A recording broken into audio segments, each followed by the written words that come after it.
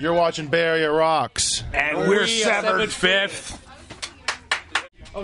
You're watching Bay Area Rocks, and I've got Severed Fifth with me, and they played their first show at Pine Street here in Livermore, and they fucking killed it. Excuse me, they killed it. Anyways, I really want you guys to introduce yourselves, so I'll start with Juno.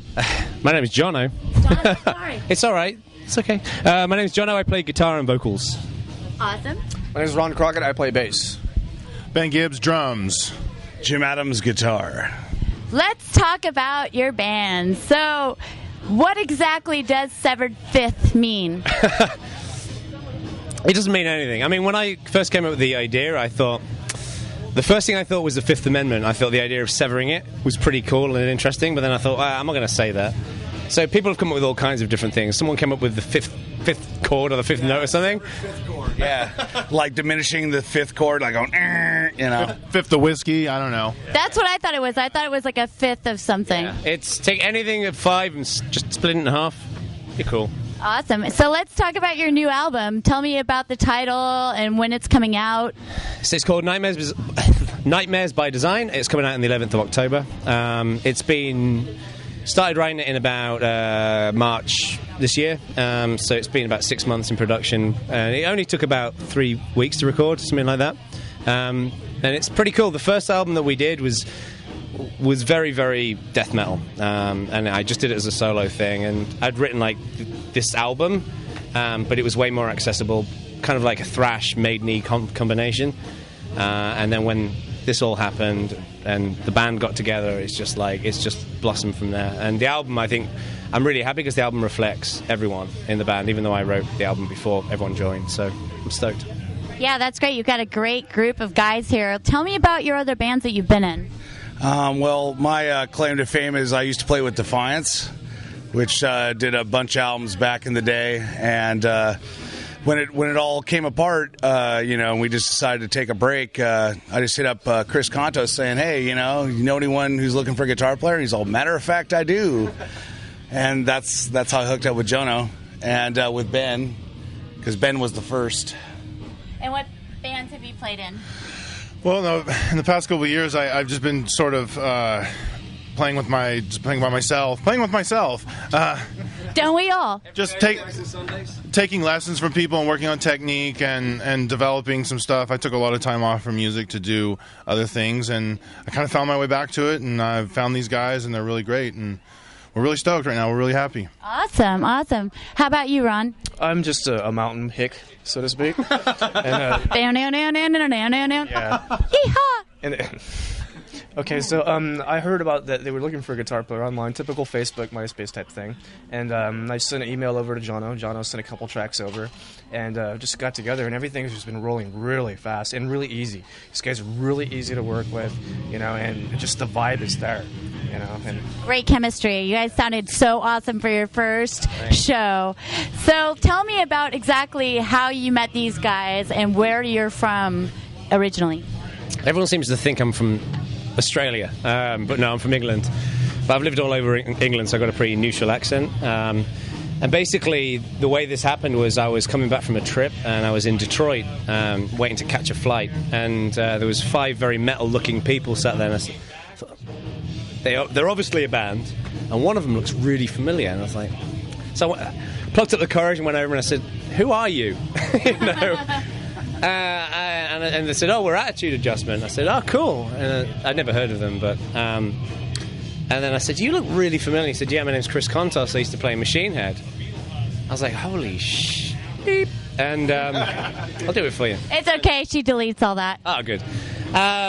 And so I started telling him about Severed Fifth and the music and all the rest of it, and the idea that we give the music away for free and to try and just kind of, for want of a better word, fix how bands do stuff, because so many bands just sign the rights away, and try something new. And Chris was really sympathetic to that, and he said, "Dude, I can hook you up with some musicians."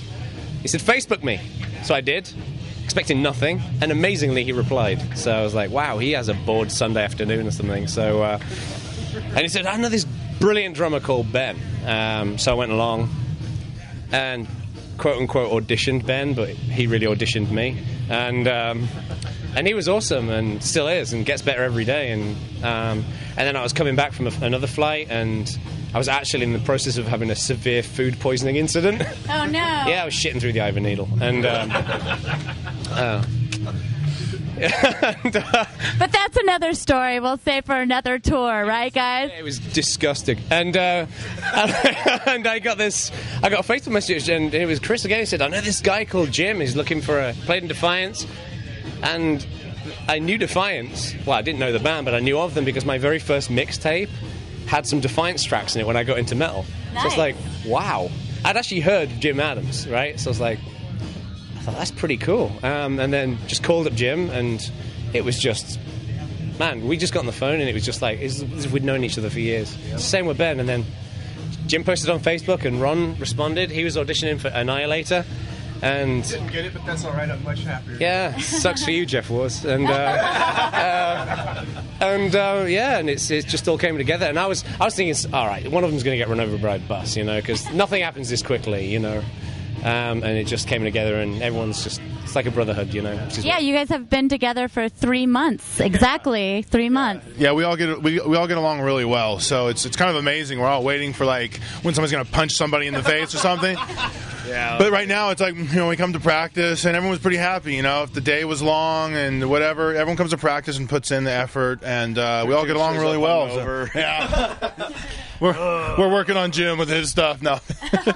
No, he's fine. It's great. Everything's going really well. Awesome. Well, tell me about the songs and how many tracks are on the new record and what the songs are about exactly, please. Sure, yeah.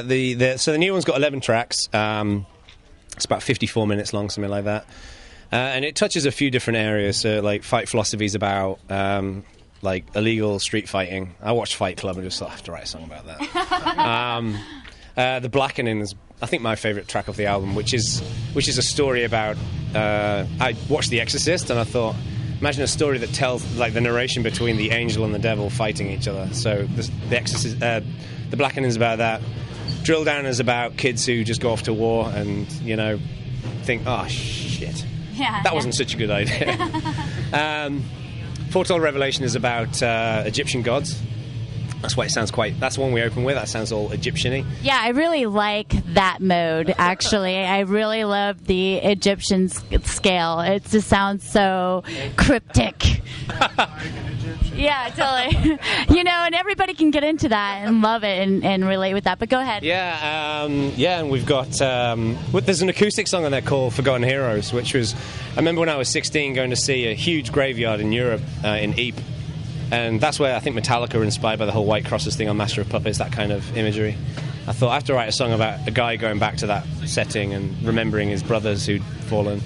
So I wrote that. And then there's a bunch of other ones. Nice. We have to check it out because it's free. Yeah. You can't go wrong with the free, right? So what bands would you guys love to share the stage with? Iron Maiden. Judas Priest. Attitude Adjustment would be fun. Yeah. I think that is actually going to happen. I was going to go for Attitude Adjustment, but I would love to play with Testament or Exodus and some of those guys. Yeah. Awesome. Forbidden. Oh, yeah. And, of course, Forbidden has their new album coming out, Omega Waves, so that's going to be an awesome album. I've already heard it, lucky me. But, yeah, I think you guys have a really bright future ahead of you. You've already been on Blabbermouth. How's that feel to be on Blabbermouth and not even play a show yet? It's pretty insane. I mean... I just found out this morning. Yeah. I just found out this morning, so... Well, I posted it all over my Facebook. I know.